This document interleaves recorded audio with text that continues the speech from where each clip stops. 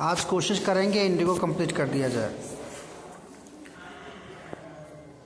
Gandhi had 4 protracted interviews with the Lieutenant Governor, who as a result appointed an official commission of inquiry into the Indigo sharecropper situation. तो lieutenant governor के साथ इनकी meeting हुई 4 बार, फिर उसने commission बनाया ताकि इस मामले की जांच हो सके। The commission consisted of landlords, government officials and Gandhi as the sole representative of the peasants. उस कमीशन में कुछ ज़मींदार थे और कुछ सरकारी अधिकारी थे और किसानों की तरफ से गांधी जी थे। Gandhi remained in Champaran for an initial uninterrupted period of 7 months and then again for several shorter visits. कितनी इंटरेस्टिंग बात है, कैसा इंसान रहा होगा। इस मामले को निपटाने के लिए 7 महीने लगातार थे वो वहाँ पर। हम किसी और का मसला सुलझाने के लिए कितने दिन उसके पास रहते हैं? 7 महीने थे, बाद में बीच बीच में वो जाते रहे। उसके बाद the visit undertaken casually on the entry of an unlettered peasant in the expectation that it would last a few days occupied almost year of Gandhi's life. ये मानकर चले थे कि कुछ मुद्दा है इसका राजकुमार शुक्ला का, कुछ दिनों में निपटा दिया जाएगा। लेकिन जब वहाँ गए, चीज़ों को देखा, समझा, उस पर काम किया, तो लगभग उनकी ज़िंदगी का पूरा 1 साल लग गया। लेकिन ये जान लो कि गांधी जी साउथ अफ्रीका में भले सेलिब्रिटी बन गए थे, लेकिन भारत में लोगों ने उनको चंपारण से ही जाना। कोई भी इंसान जब ग्राउंड लेवल पर काम करता है तो लोग जान जाते हैं। अभी एक बंदा नगीना से सांसद बना है, चंद्रशेखर, नाम सुना होगा। तो जिस वक्त नेतागिरी उनकी चल रही थी, लोग नाम ले रहे थे, बाकायदे कुछ जो है लोग उत्साहित थे उस इंसान को लेकर के, तो ऐसा लगता था कि हाँ ठीक है, नेतागिरी कर रहा है आदमी। लेकिन ये आइडिया नहीं था कि वो इंसान कैसे ग्रास रूट पर काम कर रहा था, एकदम जमीनी स्तर पर। लोगों से मिलना, लोगों के समय में खड़े रहना, कंधे से कंधे मिला करके लड़ना।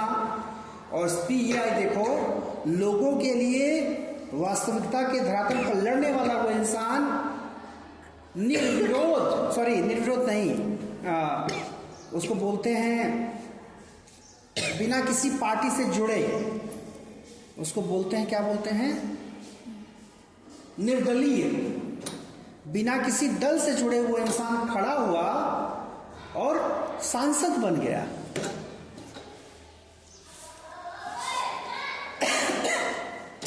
वो इंसान जिसका नाम कभी कुछ लोग सम्मान से लेते थे, कुछ लोग अपमान से लेते थे, कुछ एडमायर करते थे, कुछ गालियां देते थे। लेकिन देखो, जमीनी स्तर पर काम करके वो इंसान जो है, उसको मतलब किसी पार्टी की भी जरूरत नहीं पड़ी। अकेले खड़ा होकर के, बिना किसी पार्टी के अकेले खड़ा होकर के कोई सांसद बन जाए। मतलब विधायक फिर भी थोड़ा छोटे जगह में होता है आदमी, सांसद का मतलब एक बहुत बड़ी लोकेलिटी में आपको लोग जानने चाहिए, आपको लोगों का समर्थन प्राप्त होना चाहिए। देखा होगा, यहाँ तो गांव के चुनाव में, प्रधानी के चुनाव में लोग पैसा बंटवाते हैं, तो शराब मिलता है, तो मुर्गा मिलता है, तो साड़ियाँ बंटती हैं, पता नहीं क्या क्या होता है। खैर, तो जो ग्रास रूट पर काम करेगा, दुनिया उसको समझती है समय के साथ। The official inquiry assembled the crushing mountain of evidence against the big planters. और जब ये इंक्वायरी होने लगी तो जो प्लांटर्स थे उनके खिलाफ कई सारे सबूत आने लगे। When they saw this they agreed. जब देखा अंग्रेजी सरकार ने कि सही बात है, तो वो सहमत हुई। क्या सहमत हुए? In principle to make refunds to the peasant. वो सोचे कि कुछ रिफंड दे देते हैं पीजेंट्स को। But how much must we pay, they asked Gandhi. Gandhi ji से उन्होंने पूछा कि हाँ गलती तो हुई है, तो बताइए कितना रिफंड करें। They thought he would demand repayment in full of the money which they had illegally and deceitfully extorted from the sharecroppers. उनको लगा कि गांधी बोलेंगे जितना सब धोखाधड़ी से पैसा कमाया गया है वापस सब करने के लिए। लेकिन गांधी ने क्या किया, ही आस्क्ड ओनली 50%, उन्होंने कहा केवल 50% आप वापस कर दीजिए। ऐसा क्यों किया उन्होंने? There he seemed adamant, writes reverend J Z Hodge, a British missionary in Champaran who observed the entire episode at close range. Thinking probably that he would not give way, the representative of the planters offered to refund to the extent of 25%, and to his amazement, Mr. Gandhi took him at his word, thus breaking the deadlock. तो फिर सामने लगा ना इतना नहीं, क्योंकि उनको लगा कि 50% मांग रहे, इसका मतलब और नीचे आ सकता है। ये तो बोले कि हम 25% केवल देंगे, जितना लूटे हैं उसका 25%। तो गांधी जी का ठीक है, कोई बात नहीं। तो अब यहाँ लॉजिक क्या है? यहाँ लॉजिक ये है, गांधी ने क्या समझाने की कोशिश की लोगों को कि वो 25% नहीं, अगर वो 10% भी अगर दे रहे हैं, इसका मतलब अंग्रेजी सरकार ये स्वीकार करे कि उसने गलती की है। तो ज़्यादा ज़रूरी ये रियलाइज़ कराना था कि तुम गलत हो, तुम ये स्वीकार करो, जो कि वो सरकार नहीं करती थी। आगे देखो क्या आएगा। This settlement was adopted unanimously by the commission. Gandhi explained that the amount of the refund was less important than the fact that the landlords had been obliged to surrender part of the money and with it part of their prestige. तो वही बात आगे समझाए कि पैसा ज़्यादा ज़रूरी नहीं है, उन सबों ने वो नीचे उतर कर आना, उनका ये स्वीकार करना कि उनसे गलती हुई, ये बड़ी बात थी। Therefore, as far as the peasants were concerned, the planters had behaved as lords above the law. हाँ, जो मालिक खेतों के हुआ करते थे वो अपने आप को नियम कानून से ऊपर समझते थे, तो अब वो नहीं समझेंगे। Now the peasants saw that he had rights and defenders. He learned courage. तो अब समझ में आ गया था किसानों को भी कि कानून से बढ़ के कुछ नहीं होता, उनके भी अधिकार हैं, वो भी अपने लिए लड़ सकते हैं। तो इस पूरे एपिसोड में जो लोगों ने सीखा, वो सीखा साहस करना, अपने लिए लड़ना। Events justified Gandhi's position. Within a few years, the British planters abandoned their estates. और ये सच में हुआ, इसके दूरगामी परिणाम हुए। बाद में जो अंग्रेज जिन्होंने जो हथिया कर बैठे थे सारे स्टेट, उन्होंने छोड़ दिया। Which reverted to the peasants. Indigo sharecropping disappeared. और फिर एक समय के बाद इंडिगो की शेयर क्रॉपिंग, जो बटाईदारी या साझेदारी की जो खेती थी, सब खत्म हो गई, बंद हो गई। तो कई बार ऐसा होता है कि सामने हमको कोई छोटी चीज़ नज़र आती है तो हम उस चीज़ को समझ नहीं पाते, लेकिन उसके परिणाम दूरगामी होते हैं। कैसे? जैसे एक छोटा बच्चा कभी वो कोई गलती करे, जैसे मान लो कि कोई बच्चा कोई किसी की पेंसिल चुरा करके ला रहा है, छोटा बच्चा, तो उस बच्चे को अगर मम्मी या पापा उसी समय टोक दें, पीट दें, समझा दें, वापस करा दें, तो शायद उसके बाद वो चोरी नहीं करेगा। लेकिन एक पेंसिल, अरे पेंसिल कौन सी बड़ी बात है, छोड़ दो उसको। तो आज पेंसिल चुराया है, कल पेन चुराएगा, परसों किताब चुराएगा, है ना? फिर कभी और महंगी चीज़ चुराएगा, कभी स्मार्ट वॉच चुराएगा। ये होता है कि कई बार चीज़ें हमें छोटी दिखती हैं, लेकिन अगर हम समय से अगर ब्रेक लगा पाते हैं तो उसका प्रभाव हो जाता है सही, और नहीं तो अब कैसे, ऐसे समझो ना कि थोड़ा सा कैसे ज़्यादा हो जाता है। थोड़ी सी चीज़ कैसे प्रभावित करती है। मान लो कि तुमको 4 रोटी की भूख है, 4 रोटी में तुम्हारा पेट एकदम भर जाता है। मान लो तुम ठूस के 5 रोटी खा लिए, लेकिन 5 के बाद एक और अगर खाओगे ज़बरदस्ती, तो बढ़ाए तो वो एक ही रोटी ना, लेकिन हो सकता है वो तुमको वोमिटिंग करा दे, है ना? तो थोड़ी चीज़ का भी असर, किस कॉन्टेक्स्ट में है वो चीज़, उसका असर होता है, ये समझना ज़रूरी है। जैसे ये चीज़ समझ में तब आती है जब आपको ट्रेन पकड़नी हो और आप मिनट नहीं कुछ सेकंड की देरी से पहुंचते हो स्टेशन, आपके सामने ट्रेन जाती हुई दिखती है और आप दौड़ के पकड़ नहीं पाते। आप कहेंगे अरे 30-40 सेकंड ही तो देर से पहुंचे थे, लेकिन वो 30-40 सेकेंड कितना महत्वपूर्ण है। आपने अगर अच्छा रिजर्वेशन कराया तो ठीक ठाक पैसा लगाया होगा, सारा पैसा गया पानी में। तो कई बार बड़ी छोटी छोटी चीजों की कीमत भी बहुत अधिक होती है।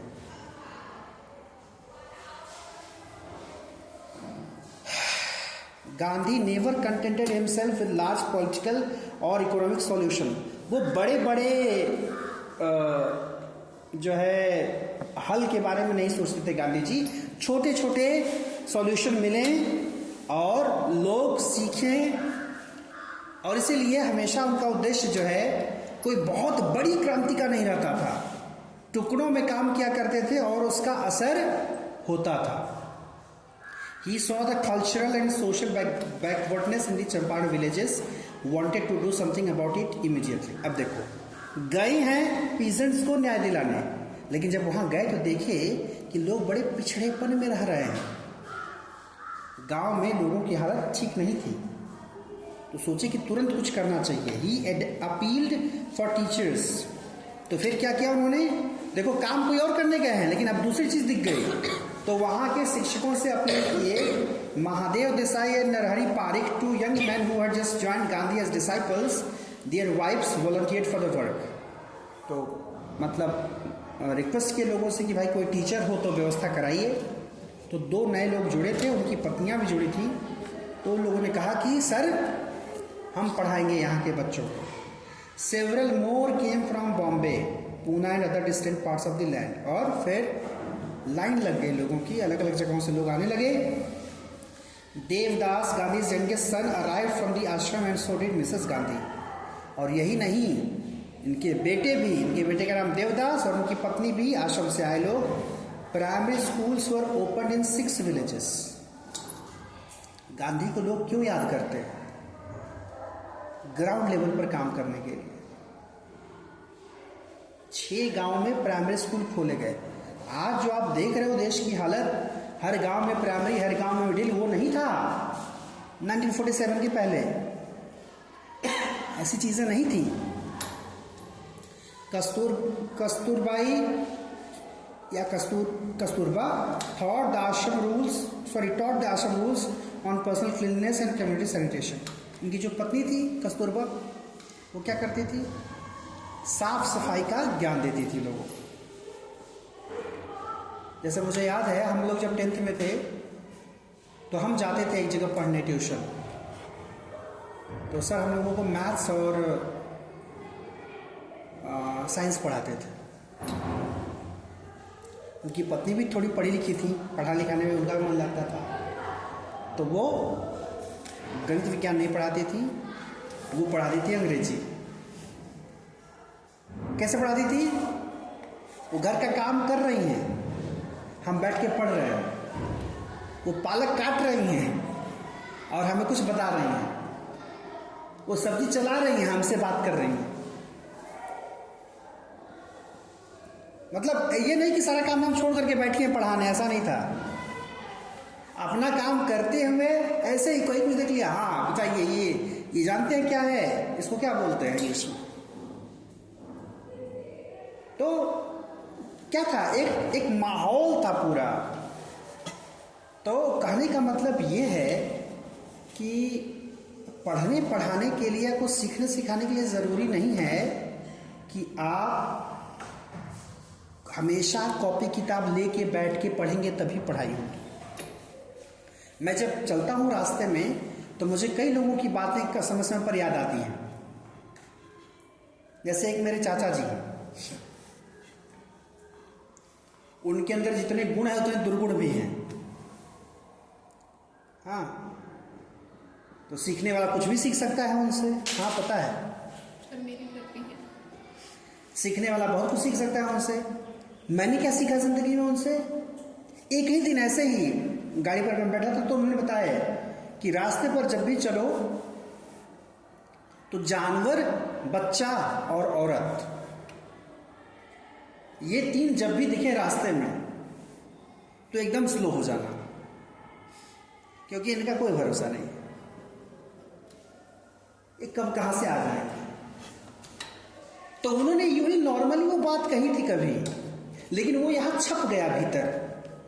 मैं जब भी सड़क पे चलता हूँ वो चीज़ एकदम दिमाग में काम करती है मेरे। मेरी माँ बचपन में शायद कभी पढ़ाई रही हो, मुझे याद नहीं है मुझे पढ़ाई थी कि नहीं। ऐसे नॉर्मली वो अपनी दुनिया में सीमित रहती हैं।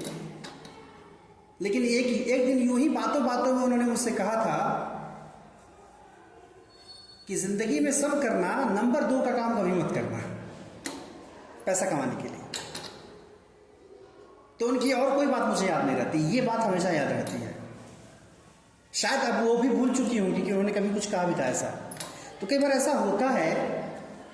तो अब ये सारी जो बातें हैं इसके लिए किताब कॉपी पेन की जरूरत नहीं है। जैसे रोटी बनाना, मैं शुरू में जब मैं रोटी बना रहा था, बनारस में था, एक दिन पापा आए रूम पर, तो उनके सामने रोटी बेल रहा हूँ, कभी इधर भाग रही, कभी उधर टेढ़ा हो रहा है।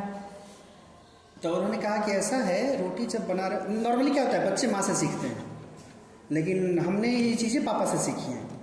जब उन्होंने देखा तो बोले कि ऐसा है कि ये जो तुम उसका लोई बना रहे हो, लोइया जिसको बोलते हैं भोजपुरी में, तो उसको केवल हल्का सा केवल बना करके बेलोगे तो दिक्कत होगी। उसको पहले हाथ से थोड़ा बड़ा कर लो,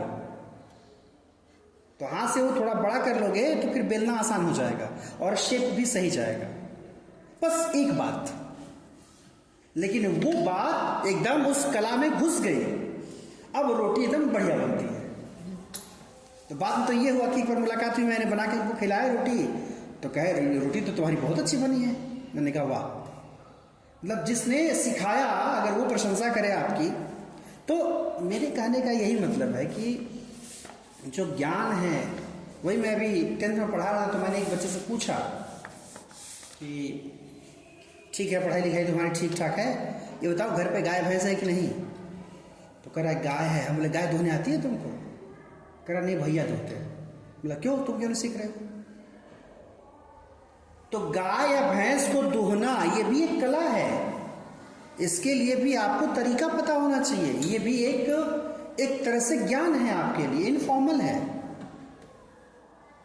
आप बहुत बड़े 30 मार्का हैं, जो है पढ़ाई लिखाई में एकदम बढ़िया, लेकिन आपको गाड़ी चलाने नहीं आती। घर में कोई बीमार है, घर में गाड़ी है, वो बीमार है, आप हैं, आपकी पढ़ाई काम आएगी? नहीं आएगी। तो कुछ कलाएं ऐसी हैं जो जिंदगी में बहुत ज़रूरी हैं और उनको सीखना बहुत ज़रूरी है। खैर, तो यही है साफ सफाई। अब ऐसा नहीं है कि साफ सफाई पर चीज़ों को, अब घर में ही किस तरह से काम होता है। या एक नॉर्मल बात करें, जैसे तुमको बताएं, जैसे मान लो तुमको एक बड़े डब्बे में सरसों का तेल है, घर पे करना पड़ता है ऐसा, बड़े डिब्बे में सरसों का तेल है, तुमको एक छोटे डब्बे में, पतले वाले डब्बे में उसको डालना है।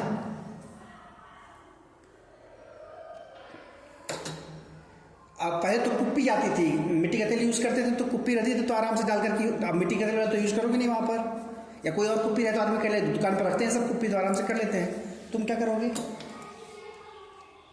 या आजकल तो मार्केट से प्लास्टिक वाला वो आती है, प्लास्टिक वाली पॉलिथीन आती है, उसमें तेल होता है, उसको डालना होता है। तो उसको तुम ऐसे करके डालने की कोशिश करोगे तो पता चलेगा हल्का सा हिला और गिर गया। अब बताओ क्या तरीका है उसका? तुम दूध उबालते हो, दूध रख दिए चढ़ाने के लिए, और थोड़ा सा लापरवाह हुए, वो दूध ऊपर के ऊपर आके गिरने भी लगा। तो इन चीज़ों, ये छोटी छोटी चीज़ें हैं, इनके लिए अगर छोटे छोटे टैक्टिक्स पता हो कि दूध अगर लगता है कि उबल के गिरेगा, कुछ ना करो, कोई एक उसमें बर्तन रख दो, कोई चम्मच या कलछुल रख दो, जिससे वो दूध को काट देगा ना, तो वो भाप वो उसको बनने ही नहीं देगा, वो उबल करके ऊपर नहीं आएगा, वो उसी में उबलेगा केवल, वो गिरेगा नहीं। जो प्लास्टिक वाले से तेल डालना है, कुछ नहीं करना है, जो तुम्हारे पास बोतल है पतली वाली, उसमें एक चम्मच डाल दो, चम्मच का ऊपरी हिस्सा जो है ऐसे ऐसे रहता है ना, उसके बाद वहां पर लगा कर करो, एकदम आराम से तेल जाएगा नीचे। तो ये क्या है? ये सब प्रैक्टिकल नॉलेज है। अब ये सारी चीजें किताबों में नहीं मिलेंगी। तो कई बार ऐसी बातें होती हैं साफ सफाई करने में या तमाम चीज़ों में जो जानकारी हमारे बड़े बूढ़े हमको दे देते हैं, कई बार वो चीज़ आप करके ही सीख पाते हैं, बिना करे आप नहीं सीख पाएंगे। तो कस्तूरबा क्या करती थी, साफ सफाई पर लोगों को जो है समझाती थी। हेल्थ कंडीशंस वर मिजरेबल, और क्या हुआ, शिक्षा की व्यवस्था नहीं थी चंपारण में, वो व्यवस्था करवा दी, लोगों को लगा दिया ड्यूटी पर, और हेल्थ कंडीशन भी ठीक नहीं थी। Gandhi got a doctor to volunteer his services for 6 months। तो फिर एक डॉक्टर को बुलाया कि आइए यहाँ पर ज़रूरत है आपकी, 6 महीने तक आप जो है यहाँ पर ड्यूटी दीजिए अपनी। 3 medicines वर अवेलेबल, और फिर वहाँ के लोगों के लिए 3 दवाएं उपलब्ध करवाई गई। आज तो देखो तमाम दवाएं बिक रही हैं, लेकिन ऑब्वियस है आज भी आप दवाएं अगर आप लें तो काफ़ी महंगी मिलती है दवाएं। आप में से कितने लोगों को पता है कि दवा कोई अगर बहुत सस्ती दवा लेनी हो तो कहाँ से लेंगे? हाँ, नहीं, झोला छाप डॉक्टर नहीं, सरकारी दवा मिलती है। सरकारी दवा कहाँ मिलती है, उसका क्या नाम है दुकान का? नहीं, होम्योपैथिक तो यहाँ पर है, अलग है, वो अलग चीज़ है। मैं अंग्रेजी दवा की बात कर रहा हूँ। अंग्रेजी दवा आपको सस्ती लेनी हो तो कहाँ से लेंगे? Medical store. किस मेडिकल स्टोर? मेडिकल स्टोर में तो महंगा मिलेगा। सरकारी अस्पताल में शायद दवाएं नहीं मिलती, नहीं सर, बहुत कम मिलती है, बहुत कम लिख के देते हैं। हाँ, जो लोग लिख के देंगे दवा तो कहाँ से लेंगे तो सस्ता मिलेगी, दवा सस्ती मिलेगी। सरकारी जो दवा का केंद्र होता है प्रधानमंत्री जन औषधि केंद्र है, वहां पर दवाएं आपको जेनरिक दवा होती है, वो ब्रांडेड दवा नहीं होती, जेनरिक होती है, तो वो सस्ती मिलती है, बहुत सस्ती मिलती है। गोरखपुर में कई स्टोर खुले हुए हैं प्रधानमंत्री जन औषधि केंद्र के, और अगर कहीं और ना देख पाओ तो कभी रेलवे स्टेशन जाना गोरखपुर तो देखना, 4 नंबर गेट के सामने ही जाओगे तो वहां पर शुरू में ही प्रधानमंत्री जन औषधि केंद्र लगा हुआ है, मतलब वह दुकान है। वो ज्यादातर जो जरूरी दवाएं हैं सस्ती आपको मिल जाएंगी वहां पर। अब ये देखो, यही बात है ज्ञान वाली, ये किताब में नहीं मिलेगा लिखा हुआ। तो ये जब लोगों से आप बात करेंगे, जानेंगे, समझेंगे तो चीजें आपको मालूम चलेंगी।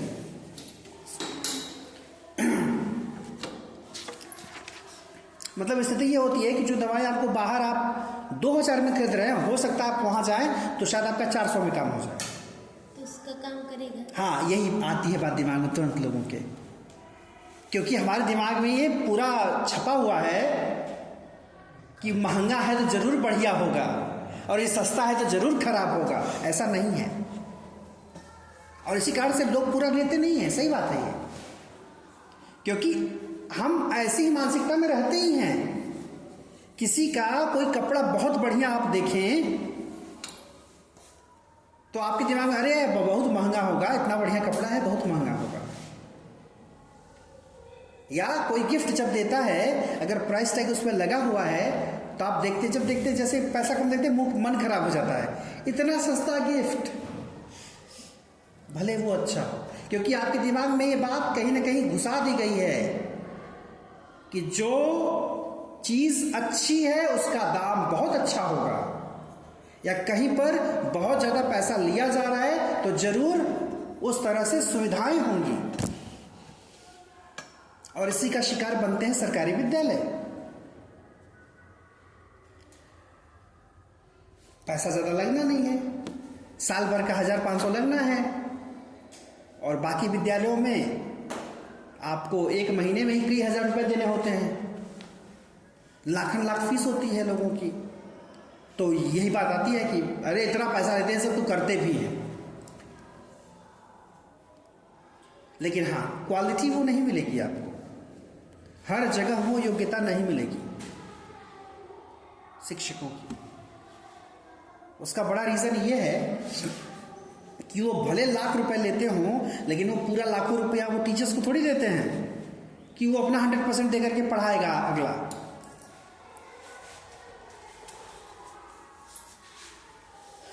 सरकारी विद्यालयों में क्या है, टीचर्स का चुनाव बाकायदे कंपटीशन से होता है। ज्ञान कितना आपको सब्जेक्ट का, बिना ज्ञान के आपकी नियुक्ति नहीं होगी। और अगर ज्ञान से नियुक्ति आपको मिल गई तो फिर सरकार इतना पैसा देगी कि कोई ये ना कहे कि नहीं हमको पैसा नहीं बढ़िया मिलता, हमारा मन नहीं कर रहा पढ़ाने का। सरकार आपको इतना देती है कि अगर आप नालायक नहीं हैं तो बिल्कुल अपना काम सही से करेंगे। और ऑब्वियस है कि जब कोई योग्य आदमी पढ़ाएगा तो चीज़ें अलग हो जाती हैं। खैर, तो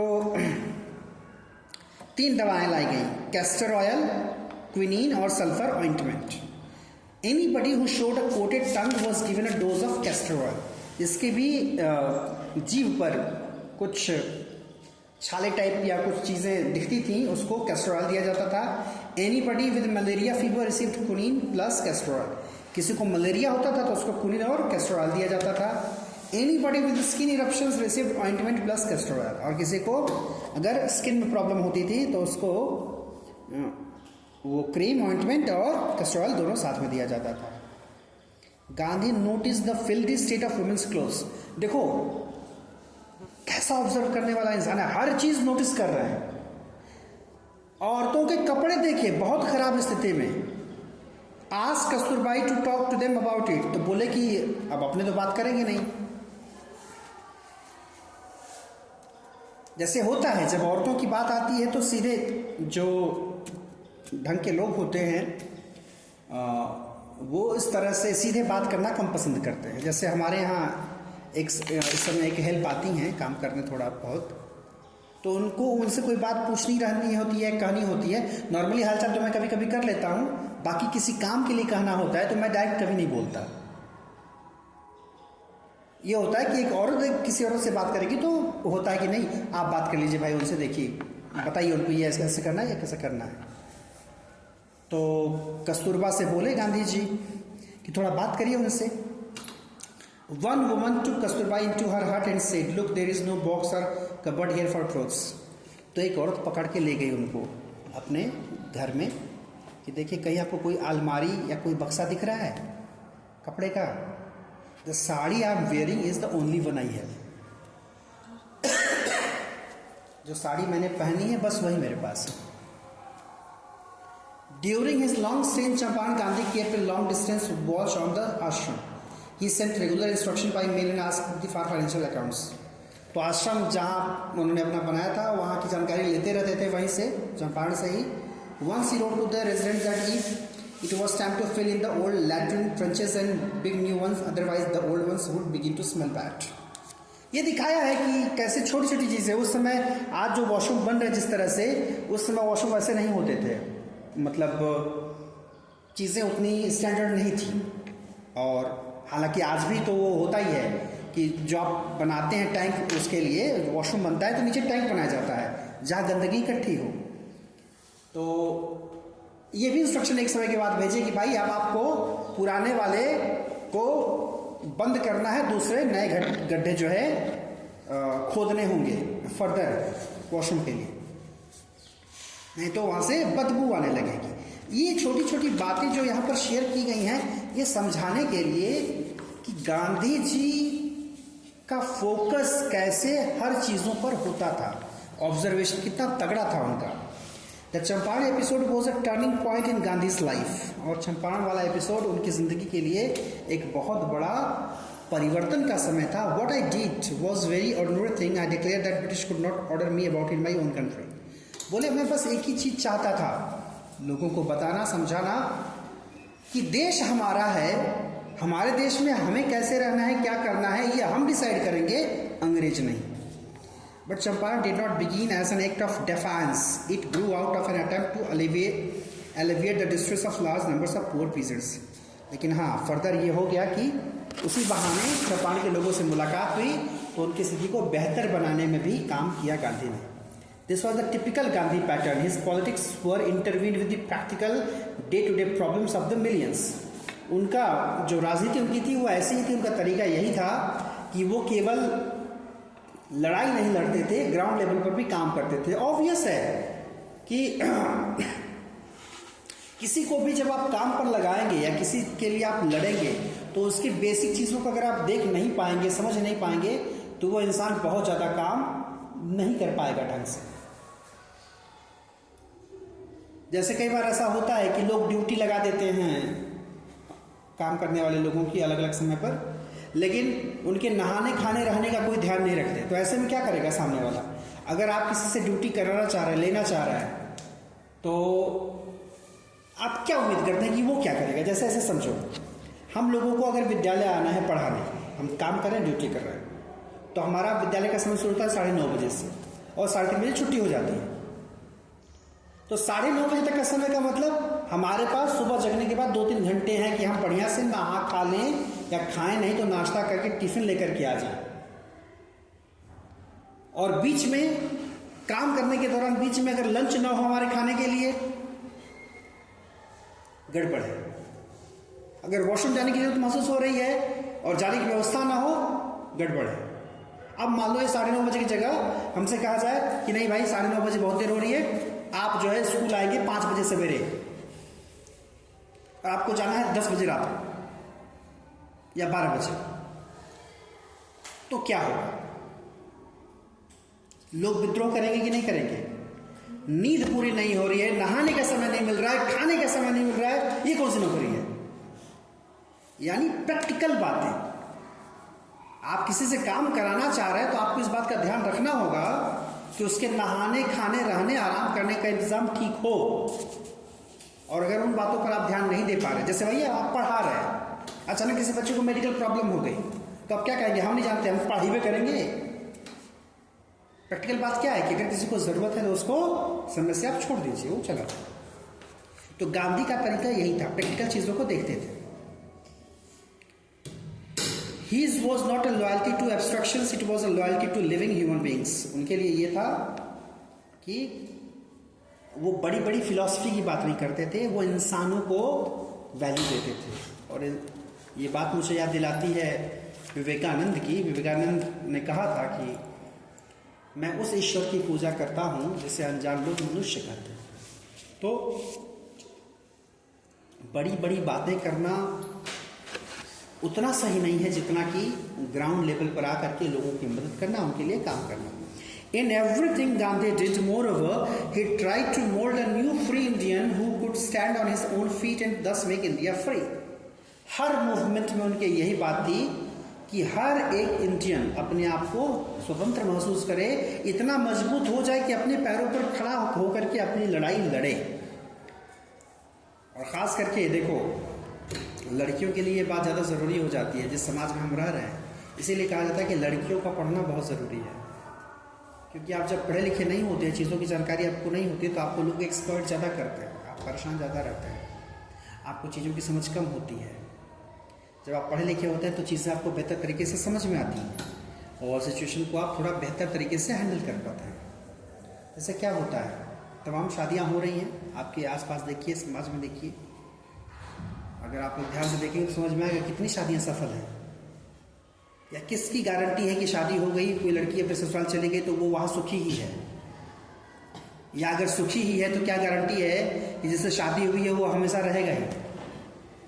देखा होगा ना, कई लोग समय से पहले खो देते हैं अपने पति को। अब ऐसे में अगर लड़की पढ़ी लिखी है तो कोई ना कोई जॉब करेगी, बढ़िया जॉब करेगी। नहीं पढ़ी लिखी है तो क्या होगा? किसी के भरोसे रहेगी, ठोकर खाएगी इधर से उधर से। तो इसलिए लड़कियों का पढ़ना, लड़कों का तो खैर समाज ने बनाया ही हुआ है कि भाई उनको कमाना धमाना है तो पढ़ाई लिखाई करनी पड़ेगी। कहीं भी आप अगर तुम दरबानी का काम भी करने जाओगे, कहोगे कि हमको ज़्यादा पढ़ना नहीं, हम दरबानी करेंगे, तो दरबानी के काम में भी नाम लिखना होता है, कितने बजे कौन आया, कितने बजे कौन गया। मेरे कहने का मतलब है कि थोड़ा बहुत तो जानकारी होनी ही चाहिए।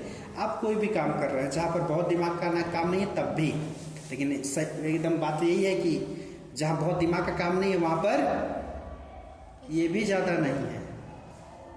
क्या करेंगे? कूली बनेंगे, सामान ढोएंगे, दिमाग नहीं लगाना। कितना मिलेगा पैसा? क्या करेंगे? केला बेचेंगे? यही ना होगा कम दिमाग वाला काम, ऐसा ही ना है। तो क्या केले में दिमाग नहीं लगाओगे? कितने दर्जन है, कितना का घानी है और कितना जो है दिया, कितना लिया, इतनी बुद्धि तो होनी चाहिए, तब ना होगा काम। दूध भी बेचना होगा तो पता होना चाहिए कितने रुपए लीटर है, किसी को पाव चाहिए तो कितने का देना है। बहुत प्रैक्टिकल बातें, बेसिक बातें। Early in Champaran action, Charles Freer Andrews, the English pacifist who had become a devoted follower of the Mahatma, came to bid Gandhi farewell before going on a tour of duty to the Fiji Islands. Champaran की शुरुआत में ही Charles Freer Andrews आए थे, उनके follower बन गए थे गांधी के। वो फिजी जाने से पहले मिलने आए थे गांधी जी से। Gandhi's lawyers friends thought it would be good idea for Andrews to stay in Champaran and help them. इनके दोस्तों को लगा था कि अगर ये रुक जाते एंड्रयूज तो हेल्प हो जाती। Andrews was willing if Gandhi agreed, Andrews भी तैयार थे अगर गांधी जी तैयार होते, but Gandhi was vehemently opposed. He said, "You think that in this unequal fight it would be helpful if we have an Englishman on our side?" बाकी लोगों से कहा कि अंग्रेजों से लड़ने के लिए आपको किसी अंग्रेज का साथ चाहिए। This shows the weakness of your heart, क्योंकि अगर आपको ऐसा लगता है तो इसका मतलब आप खुद को कमजोर मान रहे हैं। जैसे महाभारत में हुआ था, पता था सभी को कि कृष्ण जिसकी तरफ रहेंगे जीत उसी की होगी, तो दोनों पक्ष चाहता था कि कृष्ण उनके पास आ जाए। दुर्योग ये रहा कि कृष्ण सोए हुए हैं, दुर्योधन भी पहुंचता है मिलने के लिए, और शायद अर्जुन या कोई पांडव की तरफ से कोई गया हुआ था, अर्जुन था शायद। कहा जाता है कि वो सोए थे तो दुर्योधन पहले आ गया, लेकिन वो बैठा था यहां पर सिर के पास, और अर्जुन थे तो वो बैठे थे सामने, बाद में आए। कृष्ण की आंख खुली तो पहले कौन दिखा? अर्जुन दिखे। तो बोले कहो किस लिए आया हो? तो बोला कि अरे मैं पहले का आया हूं। तो बोले लेकिन पहले मुझे ये दिखा है। तो तुम भी आए तो ठीक है, चलो मेरी सेना तुम्हारी तरफ, मैं इनकी तरफ। सोचो। खैर, तो the cause is just and you must rely upon yourself to win the battle. तो गांधी जी ने कहा कि देखो, ये युद्ध जीतने के लिए आपको किसी अंग्रेज की जरूरत नहीं होनी चाहिए, अपने से लड़ाई लड़ो। You should not seek a prop in mister Andrews because he happens to be an Englishman. केवल इसलिए कि वो अंग्रेज हैं, इसलिए अंग्रेजों का साथ लेना, उनका साथ लेना उचित नहीं है। He had read our minds correctly, Rajendra Prasad comments. Rajendra Prasad कहते थे कि गांधी जी ऐसे व्यक्ति थे जो लोगों के दिमाग में क्या चल रहा है ये जान जाते थे। वी हैड नो रिप्लाई, और उसका उत्तर कोई हम नहीं दे पाते थे। Gandhi in this way taught a lesson in self reliance, और इस तरह से गांधी जी ने खुद पर विश्वास रखने का की शिक्षा दी। सेल्फ रिलायंस, इंडियन इंडिपेंडेंस में help to share proper were all bound together. तो आत्मविश्वास में होना, भारत की स्वतंत्रता और ये जो शेयर प्रॉपर्स की समस्या थी, सब मिलजुली, मतलब सब कहीं ना कहीं एक दूसरे से जुड़ी हुई बातें थी। ऑब्वियस है कि जब आप सेल्फ रिलायंस रहेंगे, खुद पर विश्वास रखेंगे, खुद पर कॉन्फिडेंस रखेंगे, तो आपको दूसरों पर डिपेंड कम होना पड़ेगा, और जब आप दूसरों पर डिपेंड कम होंगे तो आप जल्दी आज़ाद होंगे, आप जल्दी फ्री होंगे। तो ये रही कहानी। इसी बहाने मुझे लगता है कि आप लोगों ने गांधी जी को थोड़ा बेहतर जाना होगा आज, ना कि कैसे थे और क्यों गांधी महान क्यों हैं, उन्हें क्यों याद किया जाता है। चलिए, कथा संपन्न।